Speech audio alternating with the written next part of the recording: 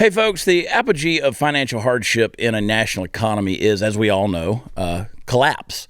On display in our own case, of course, is the most striking example to date in the form of the Great Depression, but you can look to other countries and see far more severe versions of that all throughout history and up to the present day.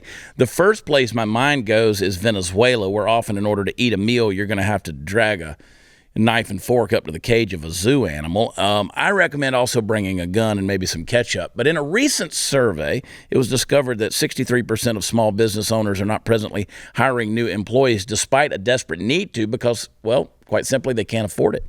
All those places you were going that had help wanted signs on the door and window, all those places where you wait time, all your wait time, you just spend it all waiting to just participate in the national pastime of customer service.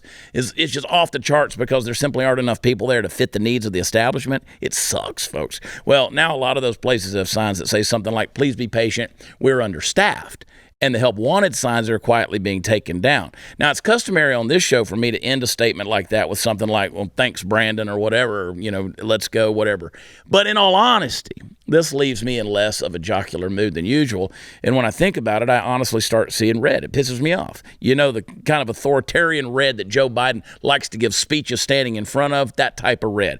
Because this is Joe Biden's economy. This is the economy that he inherited from Donald Trump and immediately proceeded to take just a dump all over it. And frankly, I don't give a 10 shit what his or his administration's intentions are because the results are what matter. And the results right now on the ground are that the backbone of American industry and exceptionalism is being hit with a frickin' baseball bat over and over by a group of just idiots rolling dice at the topmost echelons of power.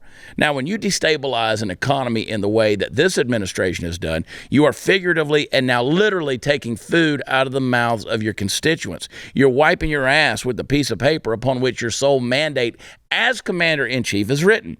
I guess because you already wiped it once with the Constitution, you're free to do it now as well. Listen, when you think of what makes America great, you come up with a lot of examples, but historically, perhaps none of them are so emotionally moving, not only to mention vitally important as your ability as an American citizen to engage in entrepreneurship and make your way up the stream toward whatever better life you're willing to work for. It absolutely galls me to my core to see that it's just not only being attacked, but it's routed in the ideological battle of half-wits that is our economy. And listen, if you lean more to the liberal side of things when it comes to economics, I want you to listen seriously to me because I'm not mad at you. I understand the philosophical underpinnings that can lead a person to think that the big L liberalism is the path forward for a giant country that's trying to do its best to take care of its people. I get why you would think that, at least at first. And here we are, folks, and the fruit of that kind of thinking is bearing out. Remember that collapse I was talking about just a minute ago? This kind of shit is what flicks the finger at the dominoes.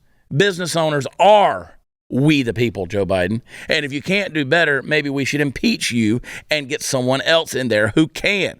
Why wait for the election when you've done nothing more than damage several presidents combined in such a short time? So go get bent, asshole.